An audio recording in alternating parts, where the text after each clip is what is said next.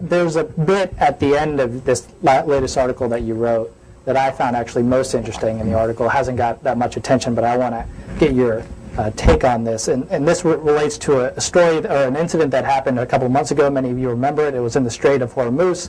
There was an incident where an American carrier almost blew a couple of Iranian speedboats out of the water and perhaps would have started the next war, a war against Iran, or potentially a World War III. And it was averted, thankfully, at the last second. We later learned that there was really nothing to be terribly concerned about. The incident was overblown, and that there was a vice admiral in charge of the fleet in the Strait of Hormuz who said basically there was no concern there, that it was overblown. Well, yeah, the second part basically. He was concerned, but it was overblown. We were never threatened. We were never threatened. And you talk about this vice admiral's name is Kevin Cosgriff, and in your article you write, nonetheless, Cosgriff's demeanor angered Cheney, according to the former senior intelligence official. But a lesson was learned in the incident. The public had supported the idea of retaliation and was even asking why the U.S. didn't do more. The former official said that a few weeks later a meeting took place in the vice president's office. Quote, the subject was how to create a casus belli between Tehran and Washington, he said.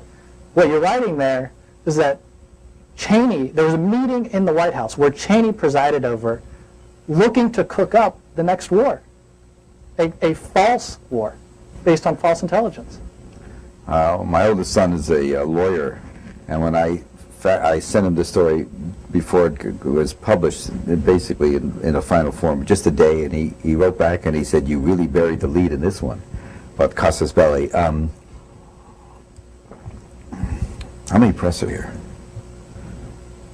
Anyway, there was a meeting among the items considered and rejected, which is why the New Yorker did not publish it on grounds that it wasn't accepted. One of the items was why not? There was a dozen ideas proffered how to trigger a war. The one that interested me the most was why don't we in our shipyard build 4 or 5 Iranian boats that look like Iranian PT boats, put Navy SEALs on them with a lot of arms, and the next time one of our boats goes through the Straits of Hormuz, start a shoot-up. Might cost some lives, and it was rejected because you can't have Americans killing Americans. But that's the level of stuff we were talking about, provocation. But that was rejected. So I could understand the argument of not writing something that was rejected. Maybe. Basically, my attitude always towards editors is they're mice training to be rats. So, but you have to, but the point is, J. June, if you know what that means, silly, maybe, but potentially very lethal, because one of the things they learned in the incident was the American public, if you get the right incident, the American public will support, bang, bang, kiss, kiss, we're into it. And the public, although that was the other side that had issue that was important, what happened in the Gulf, in the Straits in early January, the president was just about to go to the Middle East for a visit.